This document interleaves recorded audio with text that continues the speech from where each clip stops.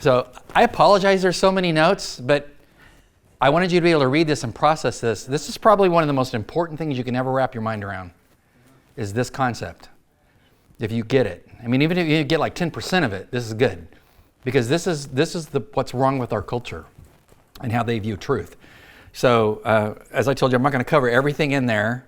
If you missed the first session, you're still going to heaven. And yeah, it's a big question. But I typed all this stuff out knowing that I'm not going to cover everything, and then you're going to be able to read it later for yourself and think about it, okay, as it applies to you. So I think we are, let me make sure that I get on the right page.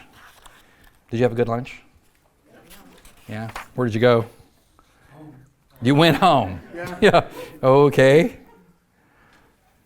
Okay, so I think we are, it would probably help if I turned this on. Yeah, let's see. Is this where we are?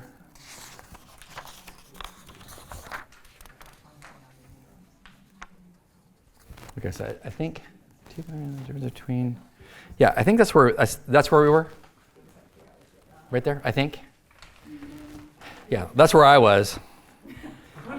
So that's where we're started, huh? I think the Holy Spirit is saying start there.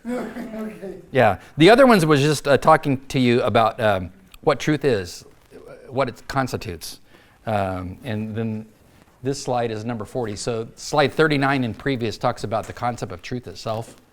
So this just talks about two contradictory views of truth. Because as you've engaged people in your life, and they hold a viewpoint that doesn't resemble truth, you're always walking away going, what is wrong with them? I mean, how can they think that? That's so illogical.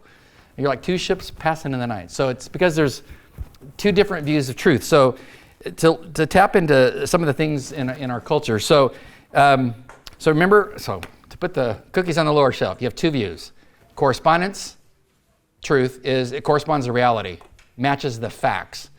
Coherence is, it's true because my group believes this. That can go a zillion different directions. So that's what we're going to be talking about. So as you look at this, so members of the first group received a pass on looting, robbing, burning, killing, all across the country, $2 billion in damages.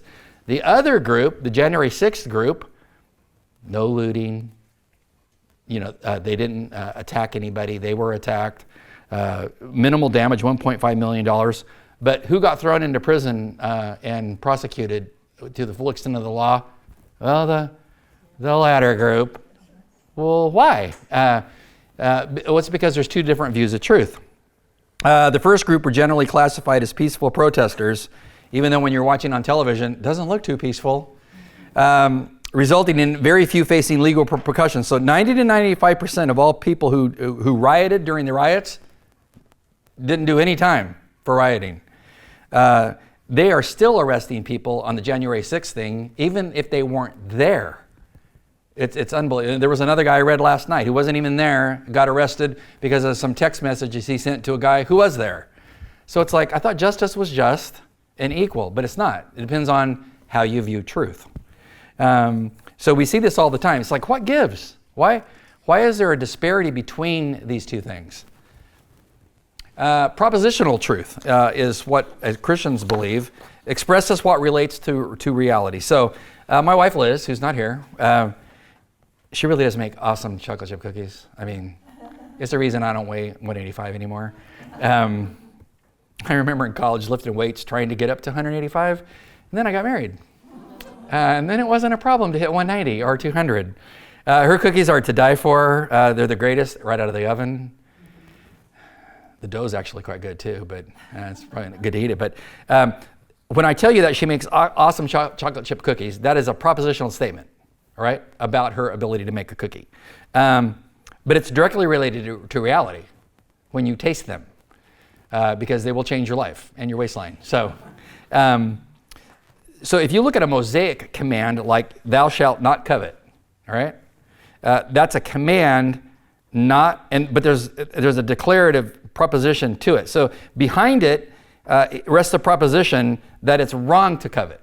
So a proposition is you shouldn't want other people's stuff. But when you make it into a statement like thou shalt not, you just made it a legal declarative statement. But it's based on the proposition. It's not okay for people to steal other people's things, right? Not unless you believe that's the case. Like in California, where I'm from, if you commit a crime under $1,000, you're not going to face any kind of legal charges from the police department, as long as it's under $1,000. So criminals know, because I was a chaplain for 1,300 cops before I came here. So in San Francisco, you can go into a CVS store, loot, and steal $900 worth of stuff. Just keep track with your calculator. They take shopping bags, and you can walk out of the store and no one will arrest you. And I did not believe it until two guys in front of me did it. It's shocking. Shocking. They walked out with a ton of liquor, and no one stopped them. And I'm like, you have got to be kidding me. But thou shalt not covet. God says you shouldn't do that. But in their system of belief, hey, truth is relative. I can do what I want. So a declarative proposition, therefore, does not contradict known reality. So if you're a shop owner and it says thou shalt not steal, you're going to dig that, right? Otherwise, people will come in and loot your whole store. We understand? Okay. So Aristotle, this is actually, when I first read this several years ago, I'm like, I need to memorize that. This is a test for truth. What does he say? And I think Greg Kokel talked about this earlier. To say what is that it is not, or of what is not that it is false. But to say what is that it is, and of what it is not that it is not, it's true. So that he who says of anything that it is or that it is not will say either what is true or what is false. That is the test for truth. So, okay, so if I tell you I might not look like it, but my lineage is American Indian. I can make that statement. And you're looking at me, looks like a white guy, right? Do I look like an American Indian? You're not going to offend me. No, I don't look like, I look like a white European guy, right? You'd be wrong.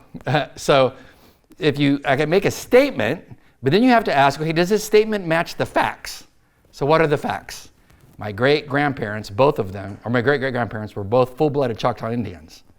They had my great-grandma, who was a full-blooded Choctaw, who married my great-grandpa Charlie, who was a white guy, a European, who then had my grandpa. How much Indian was my grandpa? Half. Who married my grandma, who was white, who then had my mother, who then had me. So what am I? Screwed up. Yeah, I'm like, yeah, you know what I mean? So, it's like, am I a minority? I'm a minority. Am I a minority? No. Well, I think I am in my own mind. But what are the facts? Huh? Technically, you could be. Technically, I could be, but yeah. But at least, I have that in my history. And I was raised by my great-grandma, and she was scary and long black hair as an Indian, and always had a blanket over her lap in a rocking chair. All my friends like, why does she always have she never stands up? Because she's got a tomahawk under there. And, yeah. I played with their minds back in the 60s. But you have to look at it like, what is?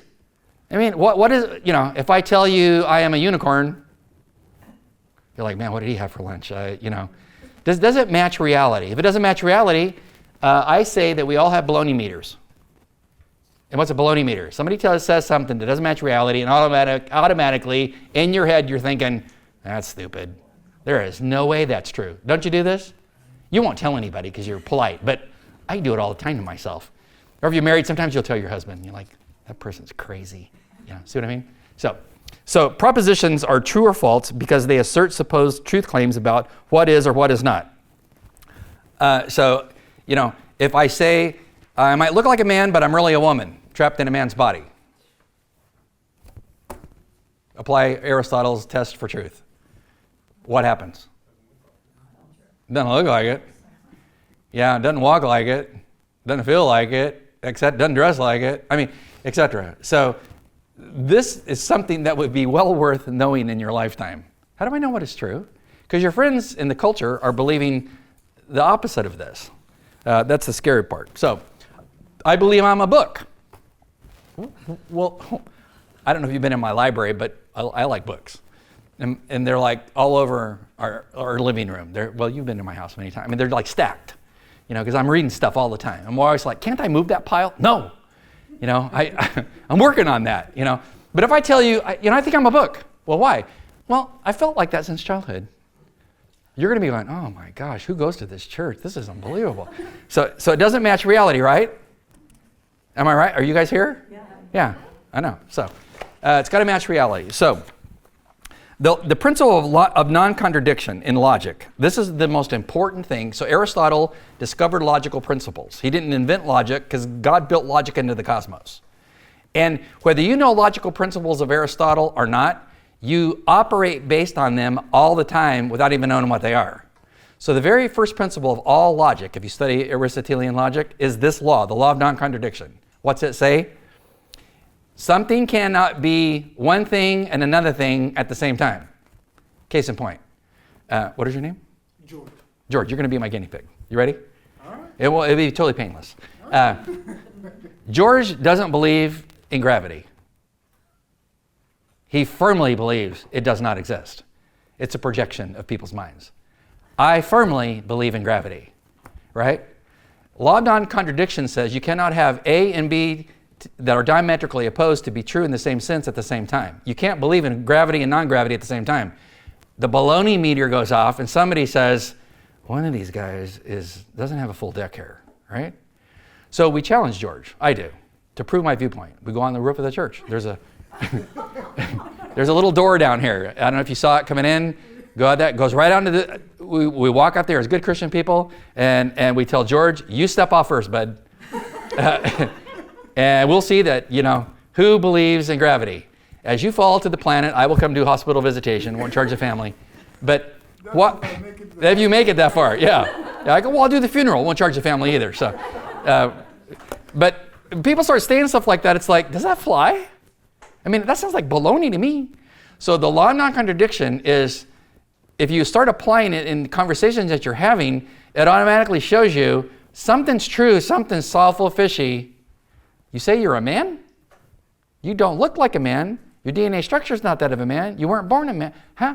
See, you can't have both be true at the same time. You follow? Questions? Nobody here feels like... Pardon?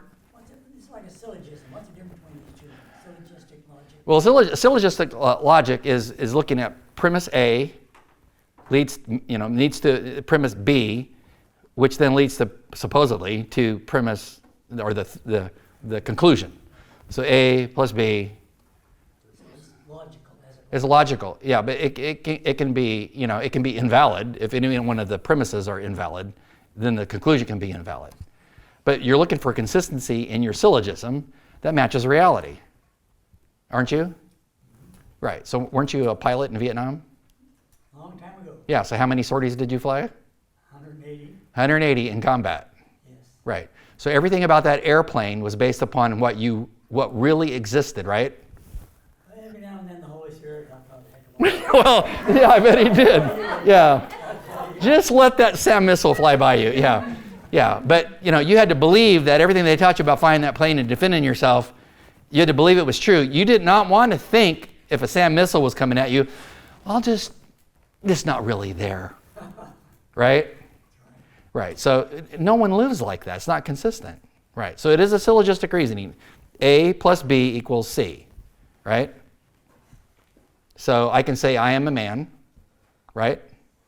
And begin to reason from that and form a syllogism about being a man and what that means. Okay? So you're right. Any other questions before we move on? No?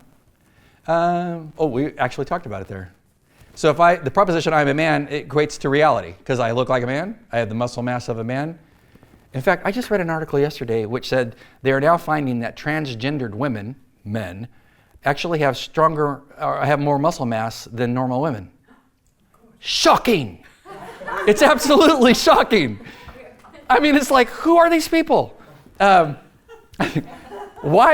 I read that this week and I'm like, what has happened to the planet?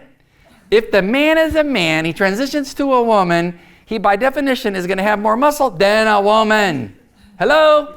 Anyway, sorry for getting excited, but this is what happens if you deny logic, right? Which our culture does. Moving on. Which one is this? Is 44? Yeah. Okay. So, is this the one? Yeah, this. So, I believe, I'm from California, I believe in the existence of Bigfoot. That's my proposition. Well, you can go ahead and believe that if you want to, but what's the evidence for Bigfoot? They ever caught one? No, ever like seen one from flying over the forest? Oh, not really. They got any footprints? Well, they say they do. They got any video footage? Well, yeah, they do, but why is it always grainy? You know, I mean, is that somebody dressed up in a, you know, so people can make all kinds of claims. I believe I can put on a cape, jump off my roof like Superman, and I'm going to fly. This is George talking. Go ahead if you want to believe that. And the facts of gravity will teach you that there is gravity, right? Because of the law of non-contradiction. What does it say? Now, what is the law of non-contradiction? A and B can't, if they're diametrically opposed, can't be true at the same time. It's impossible. It's impossible. Your mind, therefore, does not create truth. What is true just simply is. Your mind discovers what is. It verifies that it is because it corresponds to objective reality and draws logical conclusions. What's your culture do? Deny logical reality, draw illogical conclusions. So all that is founded on the person of God, who is the essence of truth. He's the standard of measurement. Remember the guy building a fence? One guy builds a fence with a laser level, one guy does not. One guy has a fence that looks like the ocean waves, one guy's fence is totally straight. Which kind of doctor would you want doing your next surgery? Think about it. Hey, I just went through medical school. Some of it I liked, some of it I think it was true, kind of picked and chose what I wanted to do. Now about your operation. You're like, I think I'm picking a different surgeon. You wouldn't want that guy. Okay.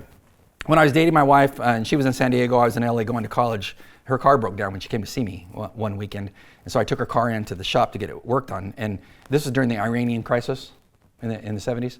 And so a local Iranian guy had a converted gas station, was his repair shop. Everybody at school said he was good. So I went in there. It was like, whatever his name was, call him Mohammed. So I went in there with my girlfriend's car. And she took my brand new Camaro back to San Diego. That wasn't a fair trade. So I'm in there waiting for him while he's working on the engine. And so I said, hey man, what are you doing? He goes, I just put an engine in this truck. I go, oh, cool. I've never done that before. I said, what's the greatest challenge when you put an engine in a truck? He goes, well, he looked at me and goes, he's inside the truck engine with the wrenches and stuff. And he pops out of the truck and he goes, the craziest thing is I always have leftover parts. I'm like, oh my goodness. Okay. You're not fixing my girlfriend's car. Yeah, I mean, oh my gosh. But his mind was, I could be a mechanic, and if I have leftover parts, who cares? That's true to me. Would you want him working on your car? Do you see what I mean? Anyway, moving along. Too convicting. Observations. Truth never changes. How could it? Right? You light a match and stick it on a candle wick, what happens? Lights up. That's just what happens. Test for truth, does it match reality? Or does it not match reality? Truth, a test for truth. Truth matches the laws of logic. Logic applies to reality, so it's undeniable. So the first law of logic, contradiction. Two contradictory truths can't be true at the same time in the same sense. So my Bible is black. My Bible is not black. Those are two viewpoints, A and B. If you see my Bible, guess what? It is black. But if I hold it up to you and it's black and I tell you it's not really black, it's really brown, you're going, I don't know why they hired him. He doesn't understand what color his Bible is. So it's relating to reality. So what is wrong with the statement, I am a trans woman in a women's prison? What's wrong with that statement? It's contradictory. No, you're not a trans woman in a women's prison. You're a man masquerading as a woman in a women's prison. And because you're there, women are going to get attacked and impregnated. Isn't that what's happening? And then they're shocked. Why are they shocked? They absolutely believe that that's a woman when it denies reality. The bumper sticker, I am pro-family, pro-life, and pro-choice. What's wrong with it? What's wrong with it? Don't be afraid. Well, I'm not going to attack you in here. So how can you be pro-choice and pro-life and pro-family? Could you explain that to me? Yeah, I have no idea. Before I moved here, I pulled up behind in California. I pulled up behind a VW Bug, typical California car, and on the back of it was "Save the Whales," big sticker, and then on the other side was "I'm pro-choice." Beep beep. Hey, can I talk to you, man? Like, what's up with your bumper stickers? How can you be, huh? Remember law of non-contradiction? Anyway, so don't worry, I didn't roll down my window and honk at the guy, but you kind of want to, yeah.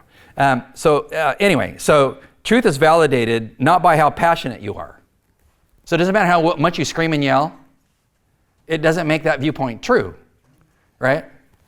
So my sister-in-law, my Jewish sister-in-law I told you about, when Trump became the president, she was freaking out. She's Jewish. So why was she yelling at me at the table with all the grandchildren there that are in their 20s? He's going to kill us. He's going to put us in concentration camps. It's the end of the world. It's over for us. And on she goes. No one even asked her the question of a political nature. She just had to get this out. So she's yelling at me and cussing me out and everything like that. That's when I said, Can we go out in the driveway? And then we began to talk. And I began to talk to her about all the stuff I knew from the prior administration, from my friends at the FBI who ran the White House, and told her stuff that blew her mind. And I said, there's corruption on both sides. Are you paying attention? Because I said, at the end of the day, we're both Americans. And both these sides have issues. And here's some issues that I know are a fact from what the FBI have told me that go to my church. So, but she didn't want to listen to the facts. She just wants to yell and scream. Yeah. Can I share my favorite non-biblical quote? Well, only if you came to the first class. That might be an issue. No, yes, you can. Will Rogers said that ignorance lies not in the things you don't know, it lies in the things you do know that ain't so. Okay, we're done. We could go get a cookie now, so thanks. Yeah, Will Rogers. Will Rogers. Yeah, he tend to say things in a great way. Yeah. That's Best politicians money can buy, we have. yeah, well, I know. There's some good ones, yeah, because I've talked to them, and they're frustrated, and it's hard for them because they live in a culture where truth is whatever you want it to be, and the Constitution's fluid to them, to the opposing people. So did we cover this yet? Okay, we didn't. Did we talk about this? Let's see. Yeah. Is it his fault? Yeah. So what slide is this? 45? I'm used to having a confidence monitor in front of me. Okay, so truth can be known because we can test the facts. That's the bottom line. Does it match the evidence? So Jesus was the truth. That's his claim. Does it match the evidence? Well, as far as I've ever studied, it does. Because you can buy Gary Habermas's book. He's an authority on the resurrection. And he will give you the 5 major arguments that prove the resurrection of Christ from the grave. The first point is non-biblical, because it's hard to use the Bible as your source of information to validate your point. So he uses the non-biblical argument for the resurrection of Christ. It's totally powerful. Quoting Tacitus, Suetonius, the Roman historians, etc., of the actual fact that something happened that day. But you can validate that truth based on the evidence. So it's not what I feel is true as a Christian, it's what happened in time and space history, is the resurrection of Christ. So he claimed to be truth, but the history validates it. So you logically assume absolute truth in all kinds of areas, which we left. Pardon? I'm thinking. His name is Gary Habermas. He'll be here next year for the Apologetic Conference. Habermas. I forget the title of the book, but he's an authority on the resurrection. So I've read, I don't even know how many books. I forget the name of it exactly, but it has resurrection in the title. And it's probably on Amazon. Okay.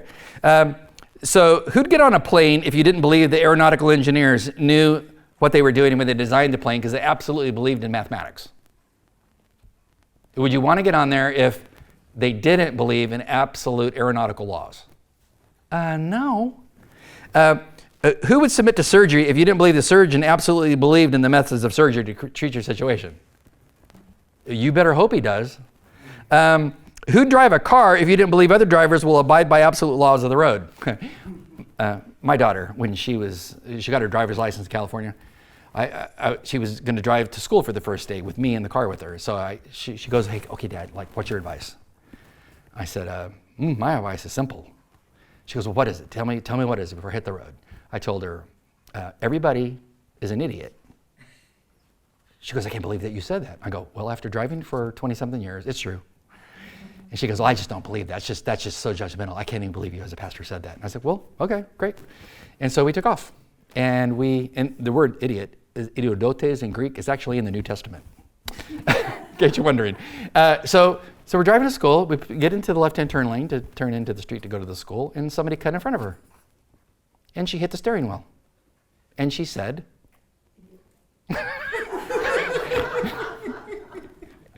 did you see what I mean? And then she looked at me and she's like, oh, I see what you're saying. I'm like, yeah, I'm trying to tell you.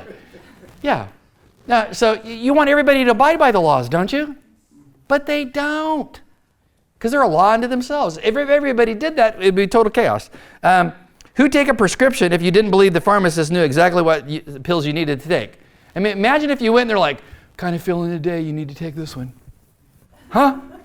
And it seemed to work on a guy the other day. What was his situation? Something like yours. Well, not exactly, but I think this would do. Who would want to go to that person? Nobody.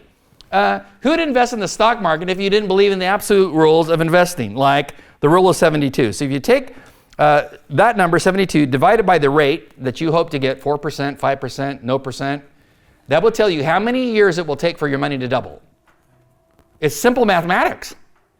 I've invested since the 90s, and I've done well in some things, and I've lost my shirt in other things, but the rule of 72 has, well, doubled my money in some instances because of the interest rate divided into 72 tells you how many years it will double. And a friend of mine taught me this years ago. He's now with the Lord, died in a car wreck, a good buddy of mine, but he taught me that when I was a young man, and he's absolutely true.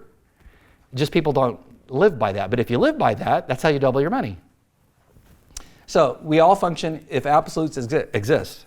Even if you don't think they exist, you live that way, even when you get in your car and drive your car, don't you? You're expecting everybody else believes in the DMV manual of what to do at a stoplight. What do you do at a stoplight? Right? Yeah.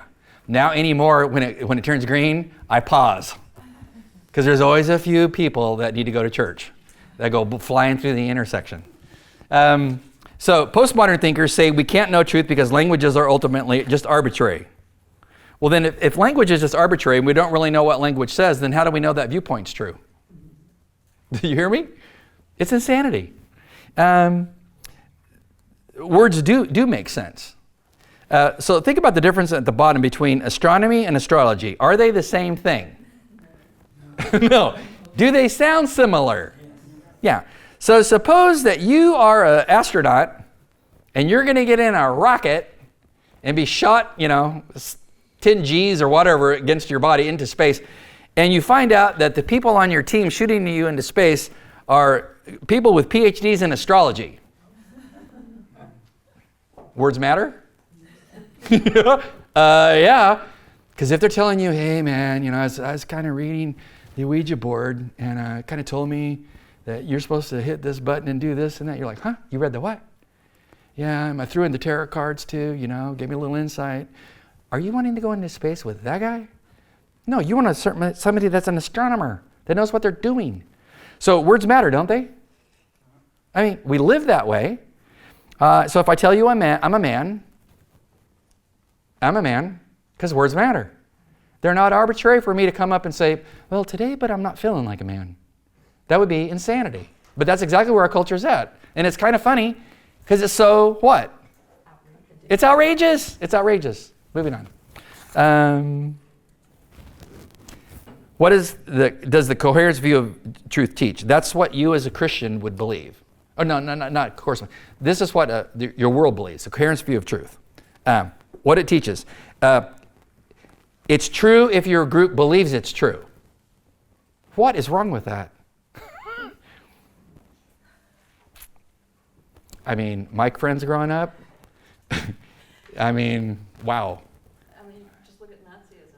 Everybody believed Nazism was it. Yeah. It wasn't. No, it didn't make it true. So it'd be hard to make a moral claim if this is true, you know? Like all my friends I grew up with, pot smokers, you know? I mean, and it was illegal, and my dad's a federal agent. So they were always coming to me at school in between classes, because my dad was the chief of the border, wanting me to go across the border with them, load the car down with pot, drive across with them, because no one would stop us at the border because all the agents know me. I'm like, no, if I'm in the car with you, they're gonna stop the car, they're gonna strip us, they're gonna strip your car, they're gonna call out the dogs. There is no way. I mean, but now what happened? Well, now it's legal. I mean, you got the president forgiving people who had possession, and now it's like, I mean, my dad passed away in 2008. I told my mom the other day, I'm glad he didn't live to see what's happened. Now those things which used to be illegal, oh no, they're legal. You know? And it's like, how'd that happen? Because people's view of truth. They don't believe that truth is absolute. I believe truth is absolute. They don't, and that's what's happening to your culture. So transgenderism is true. Why? Because the tenets are consistent with the belief system that it coheres. So LGBTQI plus is true. Why? Because they all say it's true. The group defines what is truth. Liberal politicians can destroy the constitutional law and rewrite it. Why? Because, well, that was true for the guys when they wrote it, but it's not true for us now, so we can rewrite it. Pro-choice adherents can shout, hands off my body, but they don't care about the body of the little baby. How can they do that? Yeah. They've just, Planned Parenthood recently came out with a statement basically rewriting what a heartbeat is. That's exactly right. Oh, really? Yeah. Yeah, the fact Yeah. that it's a made-up sound of an ultrasound machine. Yeah, it's just shocking. So if you sit, Basically get around what the heartbeat was. right, so you hear this and your baloney meter goes off and you're thinking, how can they do that? What's the answer about how they can do that? Their view coheres inside their group, therefore it's true. What's the dangerous part about our culture now? They are moving to prosecute you for not embracing their view that doesn't match reality. That's exactly what they're doing. Because they have to silence the voice of the church. And this is how they're going to do it. They're going to litigate you to infinity and to oblivion. I'm having a hard time with a friend of mine.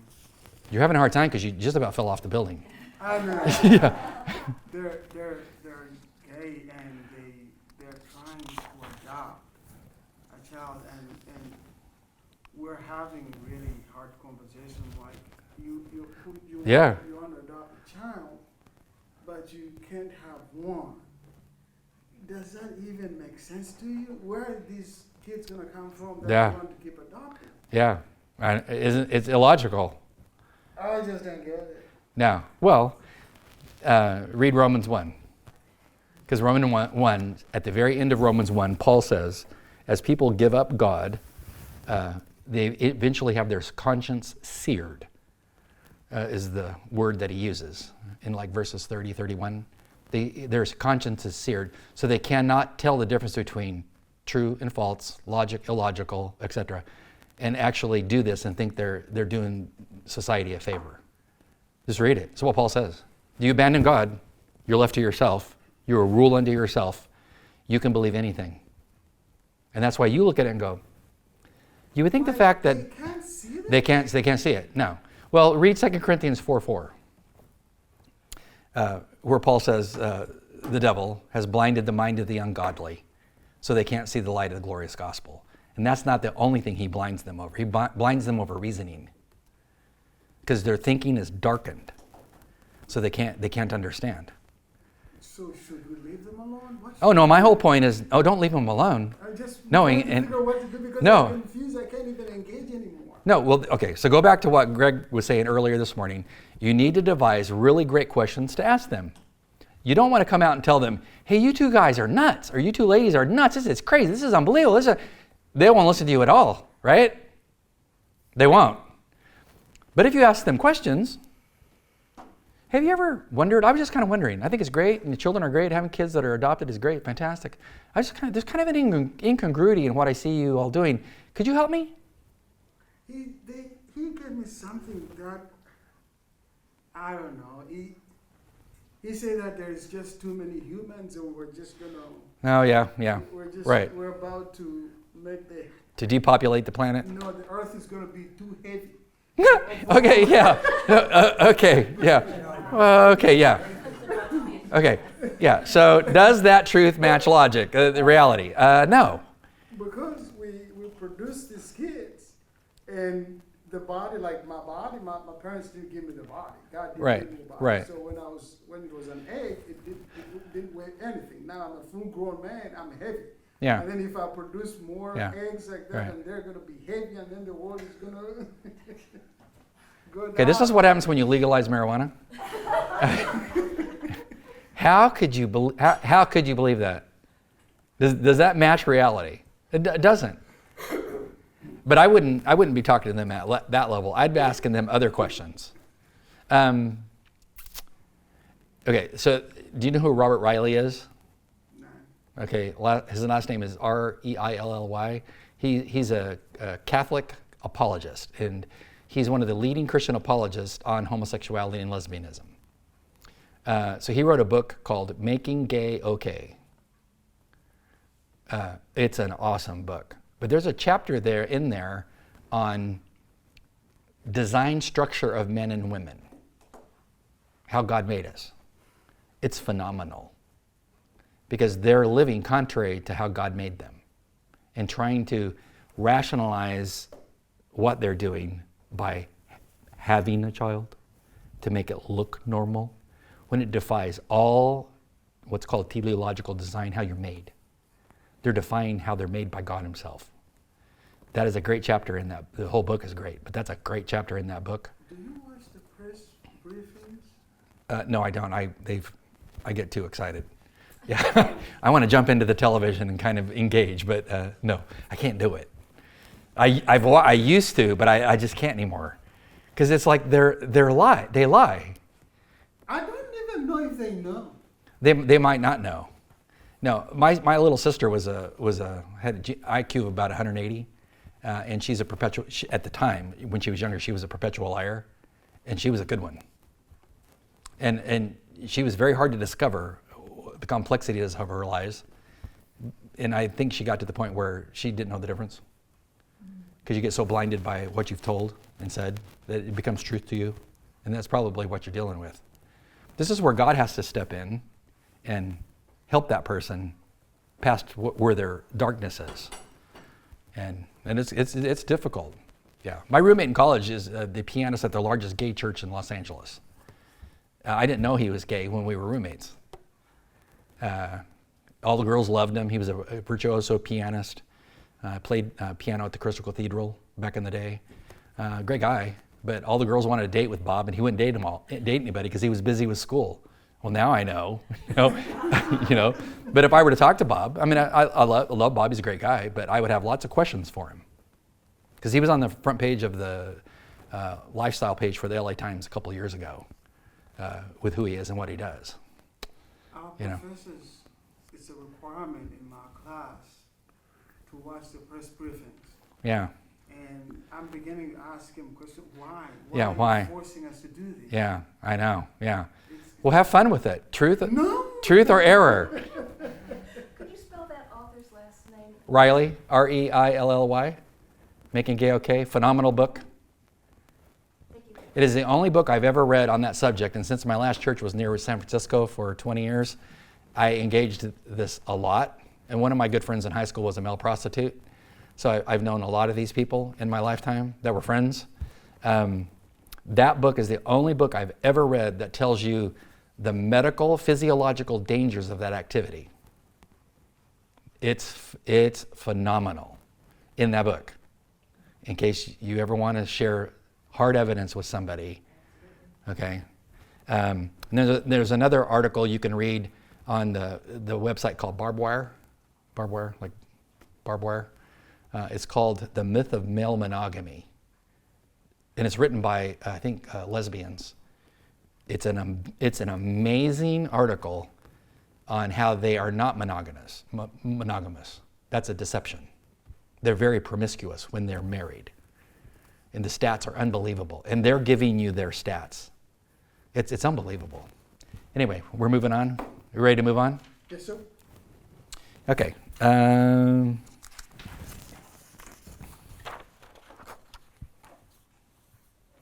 So this is, what slide is that? I can't see. That's 49. It's 49. Okay, so I'm back over here. So 49. So if you believe in a coherence view of truth, the problem is it, by definition, suggests that two views can be contrary and true at the same time. So, you want to believe that sex and gender are related and that there's just men and women and that's it? Hey, that's great for you. I believe you bifurcate sex and gender. Gender is a social construct. Therefore, since gender is all by itself over here, we can construct it to be whatever we want it to be. That's good for our group. And that's exactly what you have. You have two views, A and B, they think are true at the same time. That breaks the first rule of Aristotle's logic, the law of non-contradiction. They both can't be true. One is true, one is false, based on what? Reality. What's the medical evidence? What the medical evidence say? Didn't actually Virginia make some progress in this, and that the governor, I thought, just made a mandate in October with the kids in public schools have to go. This is true. He's trying to get back. So the lady that works for him, that's writing that law, she came in to talk to me last week.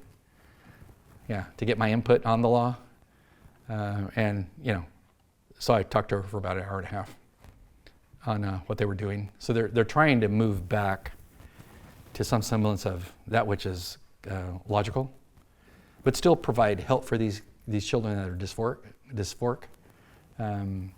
But they're hitting all kinds of flack, as you can well imagine. But they're trying to return back to some degree of normalcy.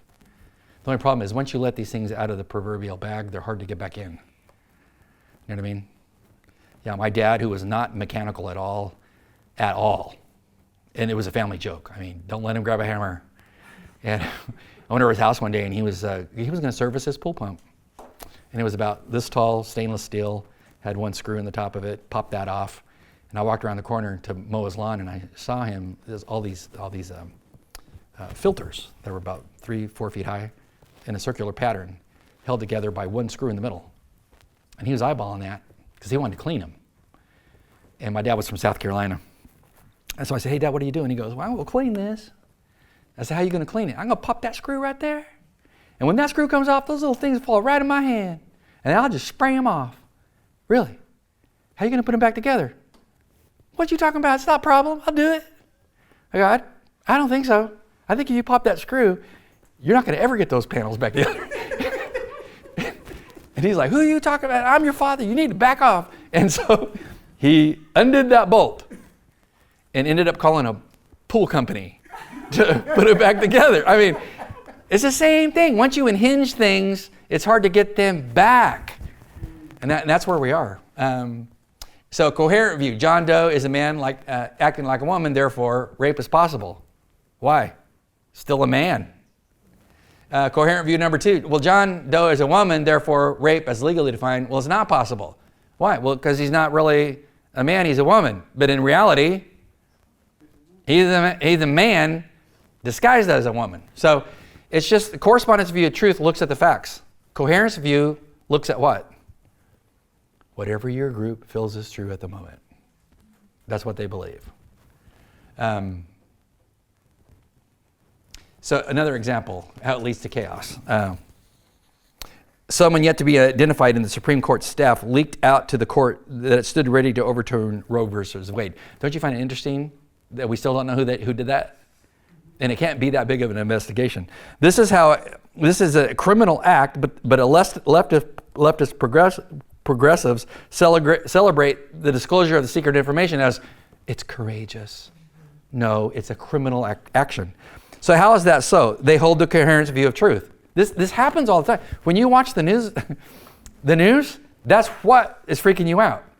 It's like, how in the world can they say that when it's the opposite of what I know in reality? Well, they all believe, we got together, believe this to be true, therefore it's true, even though it defies logic and reality.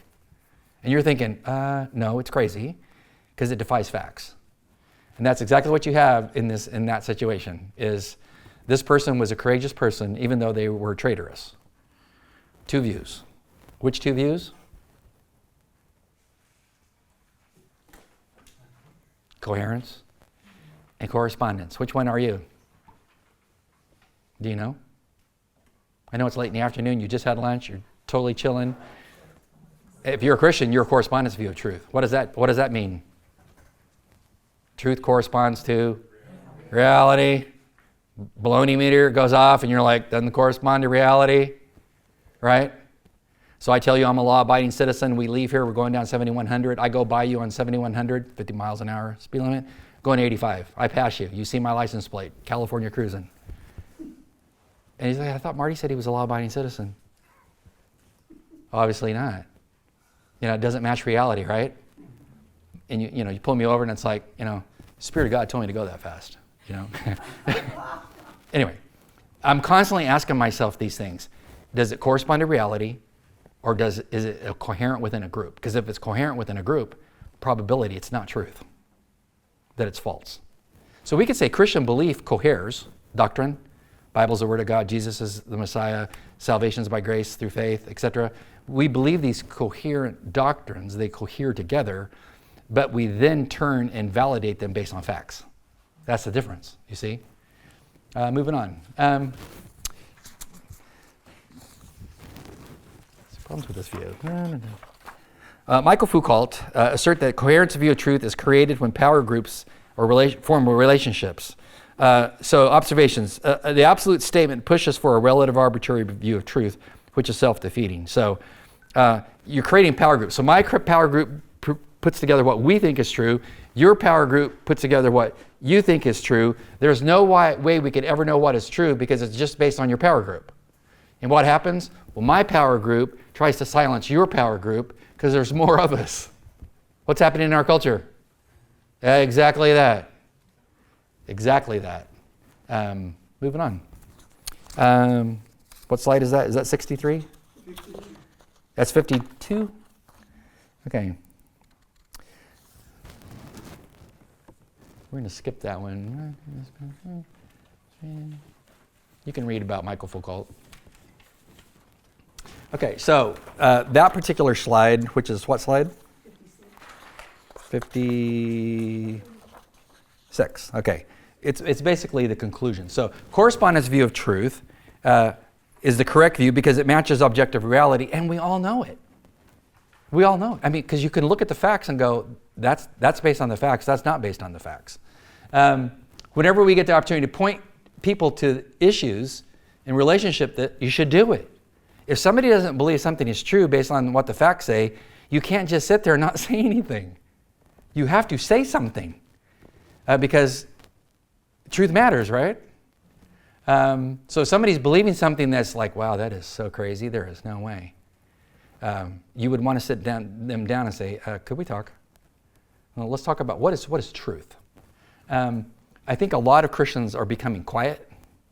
We're afraid to say anything for fear of the FBI knocks at my door, I upset my family, I upset my niece or whoever. You don't want to upset things, and so you don't say anything. But love demands that you speak because truth is at stake. Correspondence view of truth can be easily validated or invalidated based on observation of reality and the facts, not feelings. Proposition that Jesus rose victorious over the grave is either true or false. Based on what? What do the facts say? Yeah. When my neighbor Oscar asked me, is Jesus the prophet? A prophet or the prophet? That's a huge thing. Oscar, what is the evidence that he was the prophet? And because it matters greatly, because there's truth and then there's error. Gary Habermas' book, that's the name of the book right there, by the way. What is your name? Maureen? You got your answer right there for your, do you see it? So, the case for the resurrection. It actually comes with a CD, I think, a DVD that you plug into your computer, and it has lots of great charts and things that you can use. Okay? Christian theology is based on understanding of propositional revelation, that God created the worlds by the word of his mouth. He brought 10 plagues against the Egyptians. The Messiah will come from the tribe of Judah and the line of David. So there's propositional statements that the scriptures make about truth. Then you have to ask, does this match reality? What is the evidence that this matches reality? So opponents say, well, that's just what you Christians feel. That's just your story. Yeah, but there's much more to my story. So like when I take people to Israel on archaeology tours, all over Israel, I hand them my archaeology book before we go. I teach it to them up here in this area. They learn about all the different sites and what they mean archaeologically, interfaces with the biblical story to validate, was Jesus ever in Caesarea? Uh-huh. Was he ever in Tiberias? Yeah. Was that city ever there? Mm-hmm. Did he ever go to Nazareth? Yeah, that's where he's from. Is that city there? Yeah, that's there. It's all there. So one day at my last church before I moved here, the local Mormon church sent 2 of their area bishops, or 2 of their area trainers to talk to me. And so I got a call on my phone from my secretary. There's 2, back when the phones had the little lights on them, you know? So I saw the little lights, I pushed a little button, yeah. She goes, I don't know what's going on here, but there's 2 area trainers from the Mormon religion here. They want to talk to you. I'm like, oh, this should be interesting. And so I went out and greeted them, invited them to my office. And so they're walking around my office, and one of them sees this huge picture of Jerusalem from the Mount of Olives. He goes, this is an amazing picture. Have you been there? Oh yeah, I've been there many times. I've stood right there. It's amazing. He goes, yeah, it's a fascinating picture. I go, you know what? That picture is the reason why I'm not a Mormon. He's like, what are you talking about? And I said, well, I've read all of your holy books, you know, the Doctrine and Covenants. I've read the Book of Mormon. I've studied them. Studying the writings of Joseph Smith, your founder. I've studied those books, his discourses and everything. And I found that your holy books don't match the flora and fauna of the geographical region from whence they come. Excuse me? Yeah, the flora and fauna, the plants, the topography doesn't match the book. That's a problem for me because my Bible matches the evidence. You follow me? And I told him I find it really interesting that all these giant wars that these Indians fought against each other, they've found no arrowheads, they've found no ostraca, no pottery, nothing. Thank you. They found absolutely nothing. Don't you find that kind of problematic? Because I said, you can go to biblical sites and find, were the walls of this particular city ever set on fire as they build down through the stratification? Yeah. Well, it was attacked at such and such a time. It was the Iron Age, blah, blah, blah. Well, that's exactly when Solomon was here, blah, blah, blah. I can validate my holy book based on the archaeology.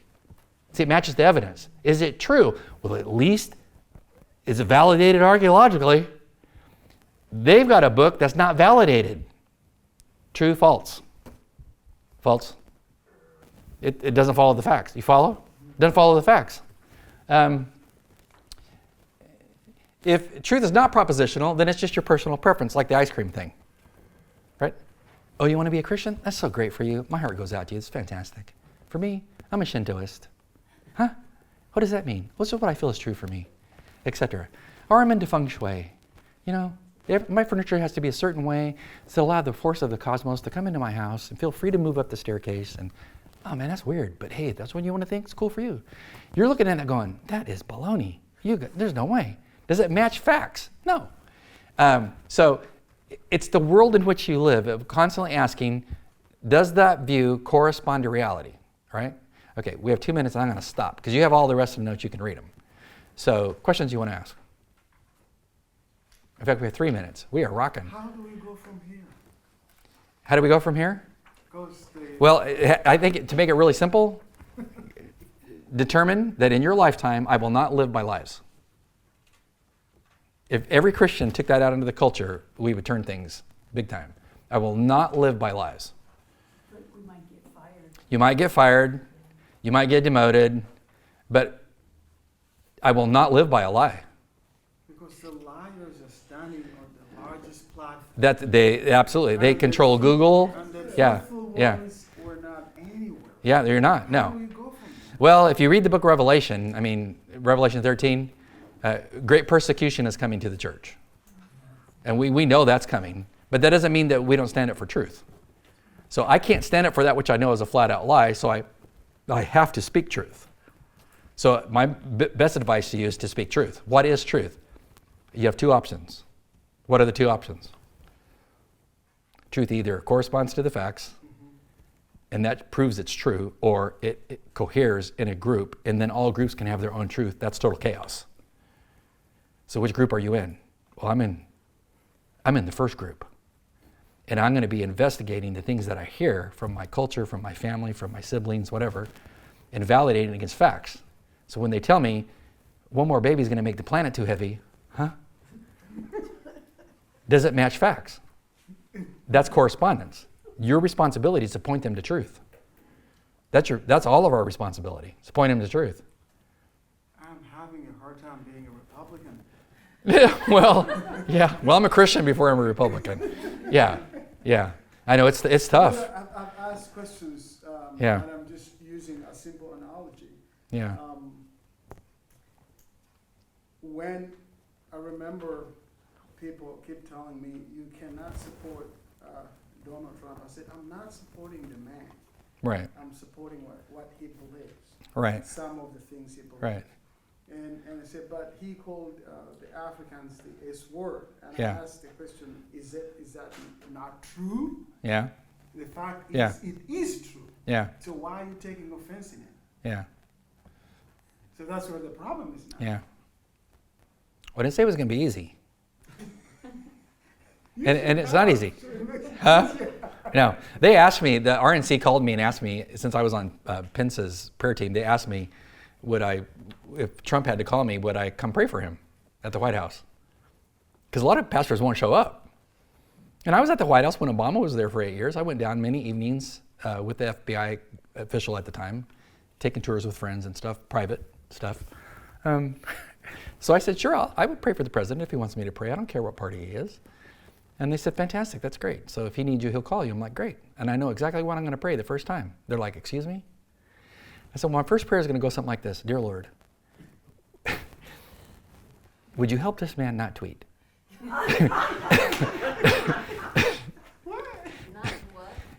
To tweet.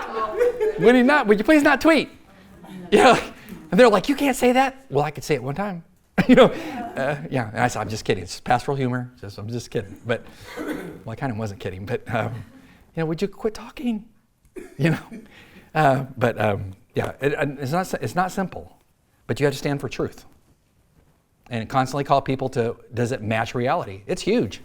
Now that I've told you this, you should be noticing it a lot when you leave here. I know, it's cool. I've heard this, so in my life group, this was brought up, the book of Enoch. Yeah. And using books that are not in the actual Bible as supplemental reading and like staying away from those. What are your thoughts on those books?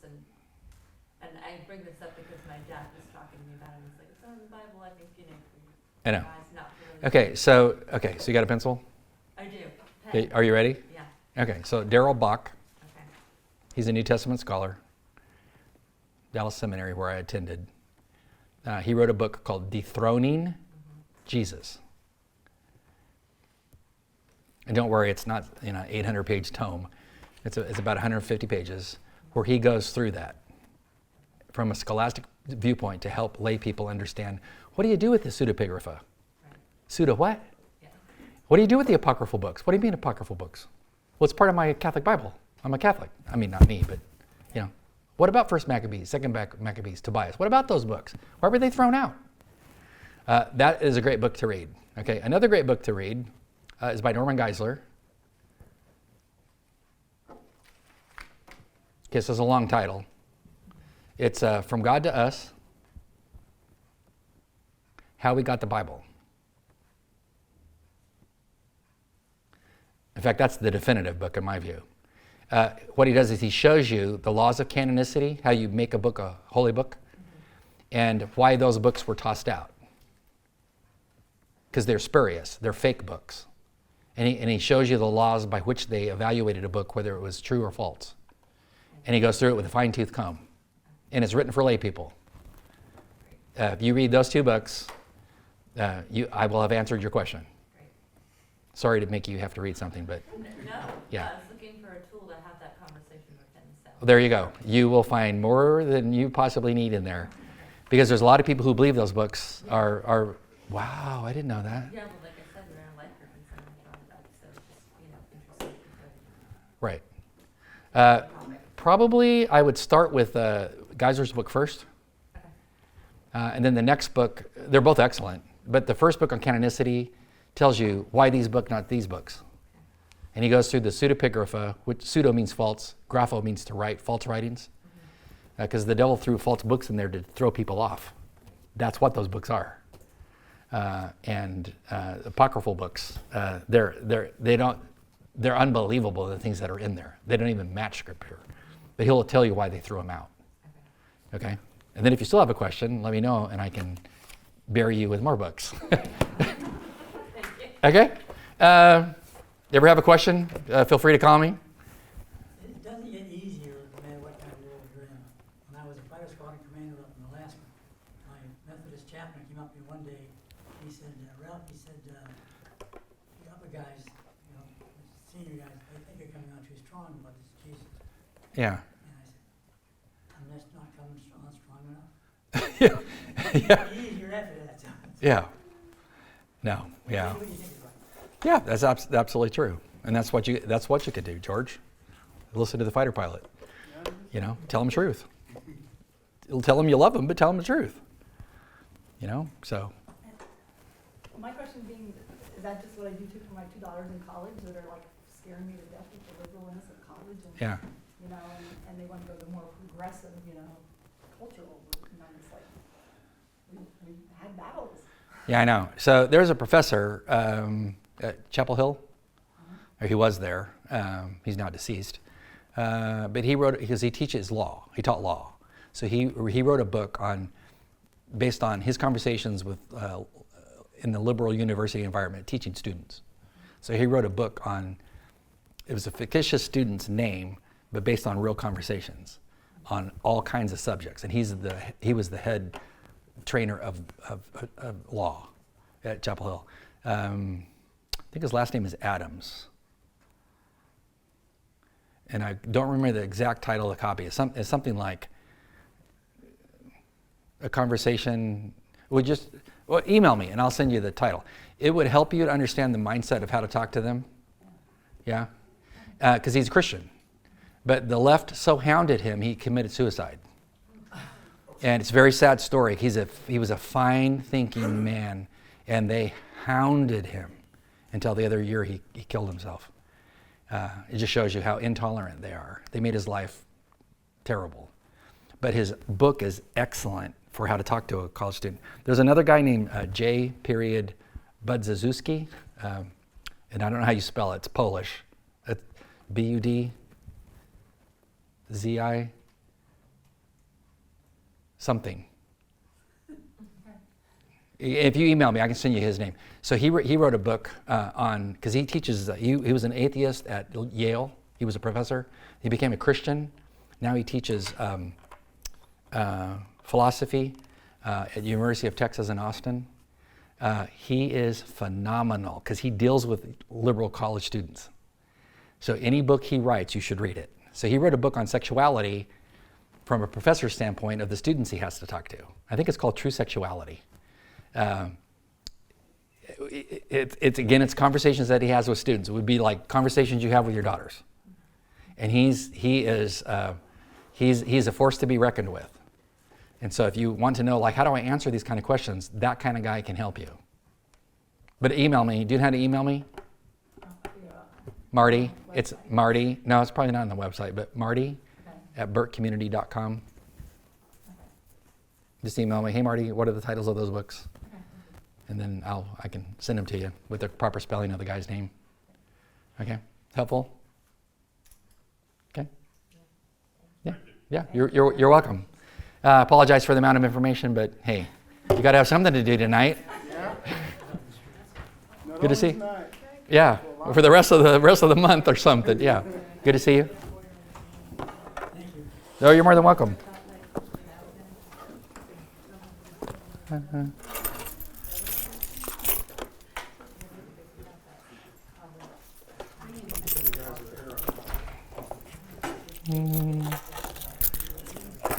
Yeah, see you later. There's a break.